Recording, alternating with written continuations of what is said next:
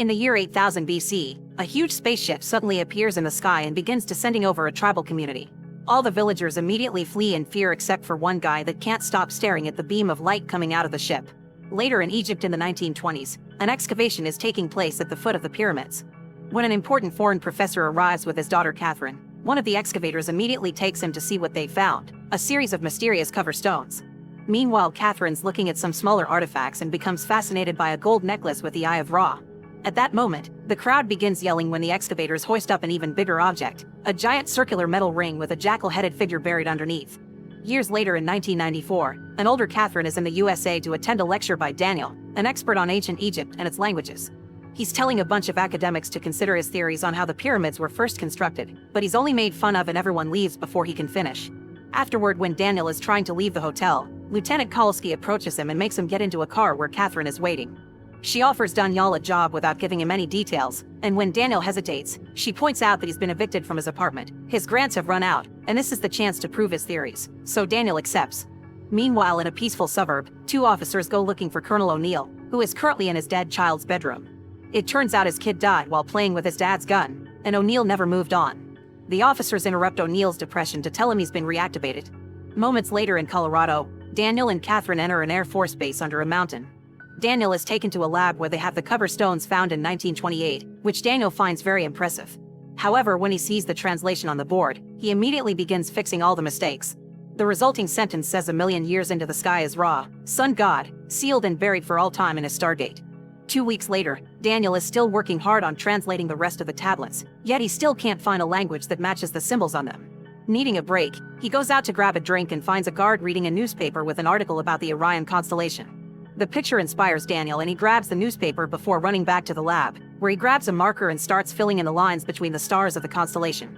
He then climbs the stair ladder to compare his drawing with one of the glyphs, confirming they match. Moments later, Daniel attends a meeting with all the scientists and the officers and spreads a star chart on the table, explaining all the symbols on the tablets were constellations placed in a unique order to form a map with 7 points to outline a course to a position.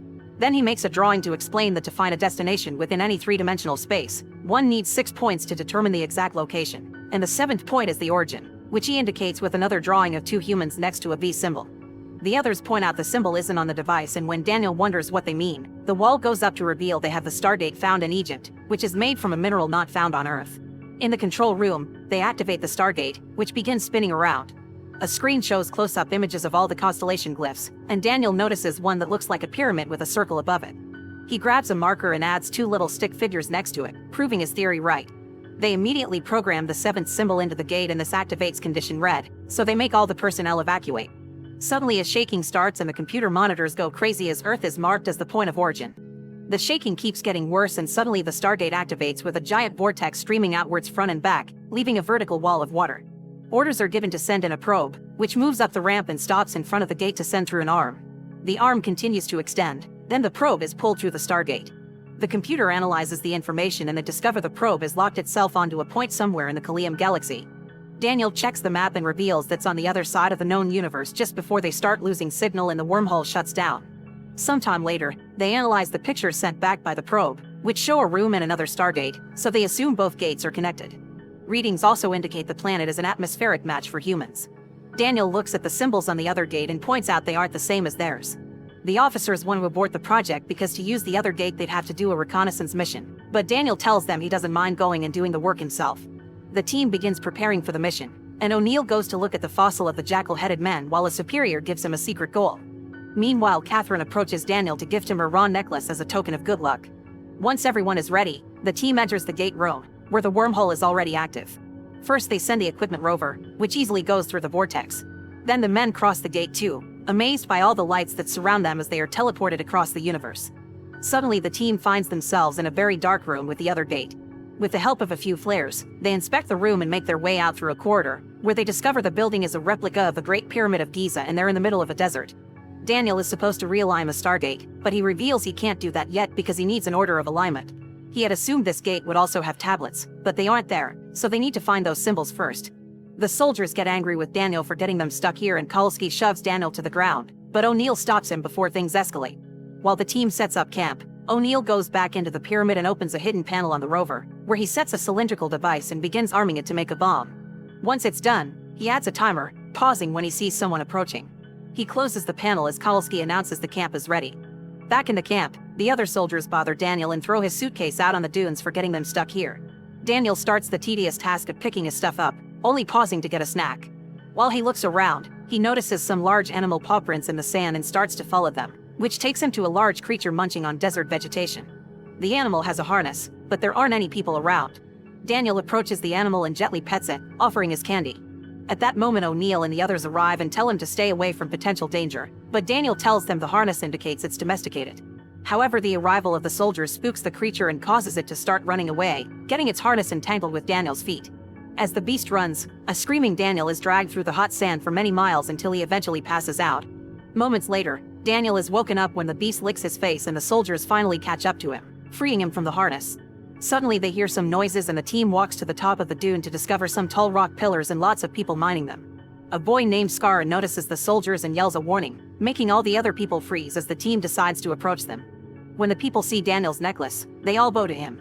O'Neill approaches Scar to shake his hand as a sign of peace, but Scar yells and runs away. One of the soldiers scans the mineral that is being mined and discovers it's the same mineral used for the gate.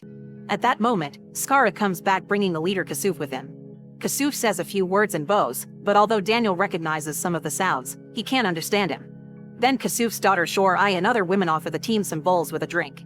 In return, Daniel gives Kasuf some candy, which he hesitantly bites and finds delicious. Thanks to this exchange, the team is invited to stay with them. O'Neill accepts but also makes sure to tell the soldiers that stayed in the camp to secure the area. Moments later, the team is walking through the desert with the caravan until they reach an expansive stone city. When Daniel sneezes because of his allergies and blows his nose, the others find it amusing, and Scar even takes his handkerchief as a joke. Once they're inside the city, all the people bow again as they reveal a large disc of the Eye of Ra. Daniel explains that the people think that the Egyptian sun god Ra set the team here. Suddenly all the people begin running around and O'Neill gets a call from camp, but it can't be heard because of all the static. At the camp, the soldiers are getting surrounded by a sandstorm, so they decide to pick up their things and run inside the pyramid. In the city, people are running to the gates to close them up. Thinking they're being captured, the soldiers run after them and punch a few people before taking 2 men hostage. Scar cuts in to take O'Neill to the top of the wall, where he shows him that a sandstorm is approaching. O'Neill finally understands the citizens had only been protecting the city and tells the team they're going to be stuck here for a while. In the evening, the citizens throw a big party and the team is given some new food to try. Daniel tries a weird-looking animal and is delighted to announce it tastes like chicken. Afterward, Daniel tries to communicate by drawing some Egyptian symbols on the sand, but Kasuf immediately obliterates the writing with his foot, apparently drawing the symbols is forbidden. Then Daniel is taken to another room, where they clean him up before leaving him alone. Suddenly Shor-Ai comes in and begins undressing, making Daniel freak out. He explains that's not necessary and tries to make her leave, but outside Kasuf is waiting for them to do the dirty. Not wanting to insult Kasuf or get Shor-Ai in trouble, Daniel takes her back into the tent and waits around to make it seem they're busy. Daniel draws the pyramid on the sand and Shor-Ai adds a circle to it, revealing she's seen the circle before. Daniel convinces her to take him to it. Meanwhile, the soldiers in the pyramid still can't make the radio work. Suddenly a bright light shines down on the pyramid and everything starts to shake. A huge spaceship appears above, slowly engulfing the pyramid until it's completely covered. The soldiers get nervous and with their weapons out they spread out to investigate. However, something begins attacking them in the darkness. One by one the soldiers are knocked out without a single noise until there's only one man left. He falls to the ground and when he turns around he sees a guard with Anubis face. This mysterious person and another guard drag the soldiers into another room, where there's a glowing sarcophagus from which a hand comes out. Back in the city, Scar sees O'Neill smoking and is impressed by the fire. O'Neill gifts him the lighter and some cigarettes, and Scar tries to smoke by copying O'Neill only to end up coughing. Then Scar tries to grab a gun, but O'Neill slaps him away and Scar runs out in fear. In the meantime, Shor-Ai takes Daniel to a cave where they find a bunch of earth glyphs written on the wall. Daniel begins reading them in the Egyptian he knows, and Shor-Ai corrects his pronunciation, which finally allows him to learn the local language. Back to O'Neill, he asks Scar and the other boys about Daniel by making hand gestures to describe him. The boys just keep copying the gestures without understanding, but when O'Neill mentions chicken and pretends to sneeze, Scar finally understands and offers Daniel's jacket to its creature, which begins tracking the scent and everyone follows it. Minutes later, O'Neill finds Daniel in the cave, and Daniel begins explaining everything he's learned from the writing. A space traveler escaped from a dying world looking for a way to extend his own life. He arrived on Earth and found the very primitive humans, which is the scene from the beginning. This traveler was Ra, who took over a human body and appointed himself ruler. He used the Stargate to bring thousands of people to this planet as workers for the mines, and with that ore, he could build all the technology to sustain eternal life. Then a rebellion happened back on Earth and the Stargate was buried there. Wanting to avoid another rebellion here, Ra outlawed reading and writing so people wouldn't remember the truth. While Daniel talks, Kowalski is looking around the cave and finds a round stone like the one in the center of the Earth Stargate. Daniel is excited because this is what he's missing, and he thinks the citizens must have hidden it here and hopes the Earth Stargate would someday be reactivated. Unfortunately, the stone is broken and worn out, so Daniel can't see the seventh symbol. Tired of all this, O'Neill announces they're returning to the pyramid, and the team takes off while Scar and his friends follow them. When they find the spaceship, they immediately get worried, so they enter the area with their weapons out while Scar's group sneaks around to look through the windows. Inside, they find the team's camp things, but not a single body. Suddenly, the mysterious guard appears, and before the soldier can react, he gets knocked out by the guard's staff. This staff is capable of shooting like a gun, so the guard begins shooting all over the room while the rest of the team runs away. Daniel and O'Neill make it to the room with the bomb, only to find it gone. Suddenly, the circular section of the ceiling opens and rings lower as a light beam begins glowing. 3 guards show up and aim their staff weapons. Daniel and O'Neill put their guns down and are taken through the beam of light until they reach a throne room with walls that are now opening to let in the sunlight. At that moment, the leader shows up, bringing up the bomb with him. Then everyone takes off their masks, revealing they're just human and not supernatural beings. The leader turns out to be Ra, and when the guards kneel to him, O'Neill quickly moves to knock the guard back and take his staff. Then he fires and kills one of the guards, but before he can turn around, the other guard has his weapon aimed. Daniel jumps between them and gets shot instead while a bunch of children surround Ra to protect him. Then a guard takes his staff back and begins beating O'Neill up before Ra tells him to stop and approaches Daniel to look at the necklace. Afterward, O'Neill is thrown into a water pit with all the other soldiers. Outside, Scar's group is searching the soldiers' bags for weapons when they notice 2 gliders coming out of the pyramid and flying away. In the city, Kasuf sees the gliders too and raises the alarm, so people try to run and hide. The gliders fire down on the city, shooting blasts all over the place. Kasuf kneels to ask for mercy, but the gliders continue to blast away, killing many people and doing great damage to the town. After a few passes, the gliders leave. Then Scar's group comes back and sees all the death and destruction. Kasuf tells Scar this is Ra's punishment for having helped the strangers. Moments later in the pyramid, Daniel wakes up in the sarcophagus and discovers his wound has been healed. When he comes out, the sarcophagus closes on its own, and a kid with a cat comes to check on Daniel before running away. Daniel follows him until he arrives at Ra's chambers. When Daniel asks if he had been dead, Ra explains he chose humans precisely because their bodies are easy to repair. He says they shouldn't have reopened the gate because now he'll send the bomb back with a shipment of the special mineral that will increase the bomb's destructive power 100-fold. He created civilization, but now he wants to destroy it for their betrayal and prove he's the only god, starting by taking Daniel's necklace. In the cave, Scar and his group go looking for Shorai to tell her that Ra is called for an assembly with an execution. However, Shorai proceeds to share the story Daniel revealed so they can finally know the truth about their people.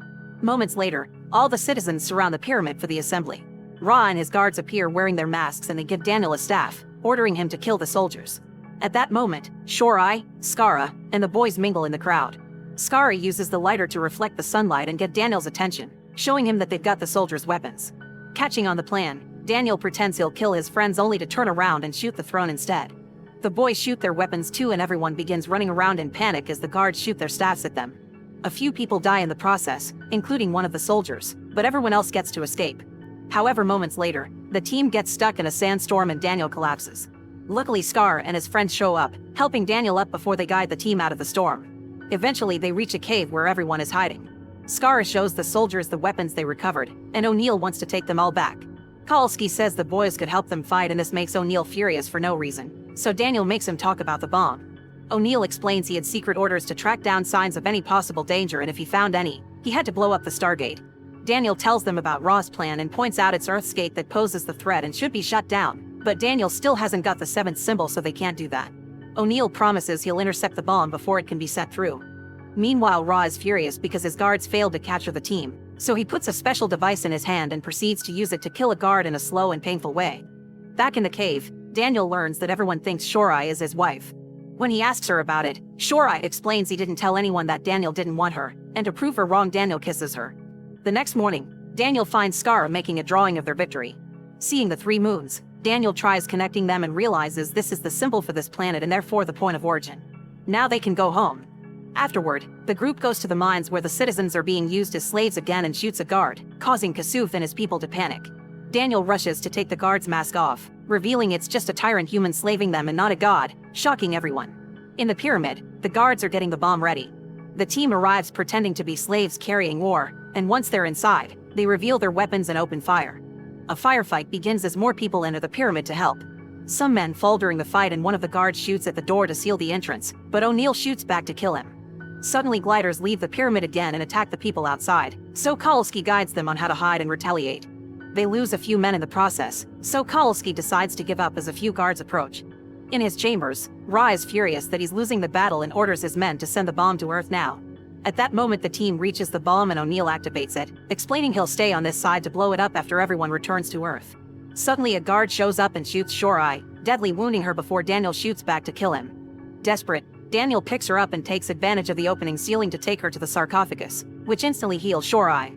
Meanwhile from the opening ceiling, another guard comes out and starts to fight O'Neill. At the same time Ra finds Daniel and begins hurting him with his artifact glove. With only 3 minutes left on the bomb, O'Neill keeps hitting the guard until he manages to overpower him and activates the gem on his hand, which makes the rings come down. O'Neill puts the guard under them so the rings kill him. The rings also activate in the other room and distract Ra, giving Daniel the chance to take the necklace back before the rings take him and Shorai back to the bomb room. Outside, the guards are about to capture all the rebels when suddenly Kasuf arrives with all his people and surrounds the guards to kill them in seconds. Seeing this defeat, Ra activates his spaceship, which starts racing to take him away. In the pyramid, O'Neill tries to disarm the bomb but can't because Ra rigged it, but luckily he gets an idea. When the rings activate again, they send the bomb through them and it shows up in the spaceship, where it explodes and finally kills Ra. Everyone on the planet celebrates in Scar and the boys salute for O'Neill, who salutes back to thank them with respect. Moments later, Daniel activates the Stargate and gives the necklace to O'Neill so he can take it to Catherine because he's decided to stay here with Shorai. The soldiers cross the gate and through the bright lights, they finally go home. Make sure to subscribe and turn on notifications so you can watch more videos like this. Thanks for watching.